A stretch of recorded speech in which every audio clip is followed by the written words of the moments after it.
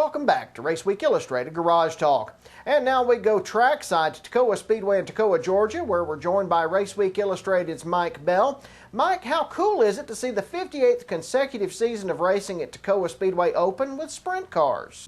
It was just great. I was just amazed that they got all these cars in here for this opening night. I didn't even realize it was opening night till we got here, and then everybody kept talking about it. But it is such a good group of cars to run on opening night, both the 360 sprinters and the mini sprints.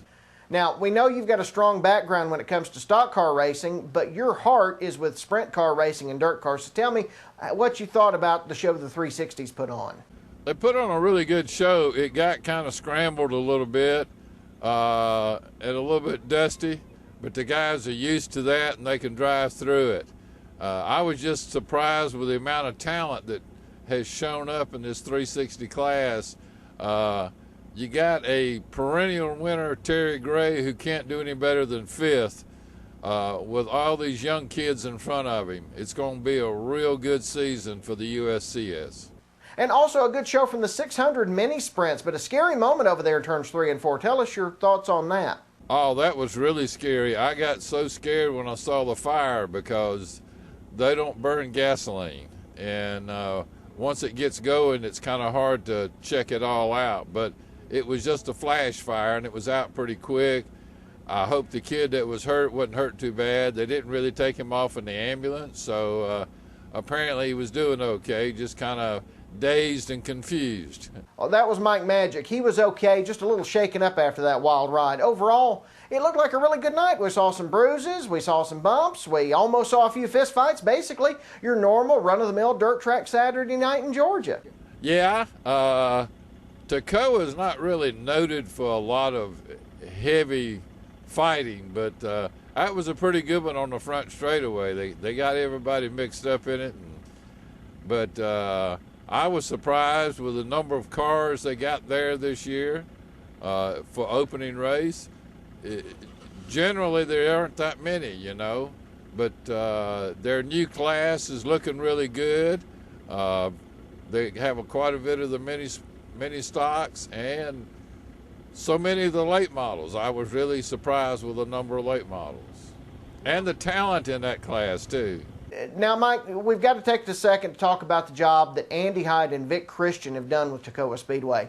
In just the last couple of years since the last time we were up here, it's just a night and day difference. They've really brought this racetrack forward in so many ways, and they're continuing to work to bring it even further. Yeah, and it's a real good thing too, because the competition in this part of the country, there's so many different racetracks, you've really got to go ahead. And I guess they kind of made that point to the sheriffs that they just couldn't keep going with what they had. They had to make some really step forward improvements, and the man talked about they were going to do even more. Bathrooms, new concessions, more work on the track. I think they need a little bit better lighting, but they'll get it worked in. It's just all a matter of time. He's really concerned about making a really decent show and having a place to put on a decent show. And also, just got to mention the job that Brad York did as race director and what everybody did to welcome us. You don't usually get to a dirt track and have driver rosters and full rundowns ready for you at the end of the night. They were just Johnny on the spot all night long for us. Yeah, and it really helps not only tonight, but when you start to sit down and put the thing together later, to put it into a real show that you don't have to go back and say, well, I don't remember what the guy's name was. It'll already be there for you. It's so nice to work with people like that are really concerned with the idea that you're going to get all the names right, because the hardest part is getting those drivers' names right. It's really bad when you do that wrong. Great kickoff to 2013 for Toccoa Speedway. Mike Bell from Raceweek Illustrated. Mike, thanks so much. I know you're tired, buddy. It's been a long night. Thanks so much for all you do for us, and we'll see you down the road. Okey-doke. The Athens Speedway in Athens, Georgia may have closed in 1992, but it's far from forgotten. You could see proof of that on Saturday as former drivers, officials, and fans gathered at South Jackson Elementary School, not far from where the abandoned track sits. Former race cars were on hand, as were drivers such as Georgia Racing Hall of Fame member Charlie Mincy, Jimmy Payne, and Donald Brooks.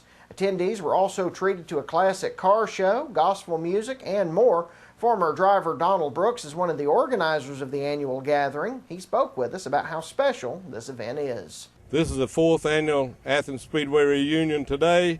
It's a beautiful day. We got a lot of cars here today. Got a classic truck and car show. Got a lot of race cars here. It's a good opportunity for all us old racers to get together.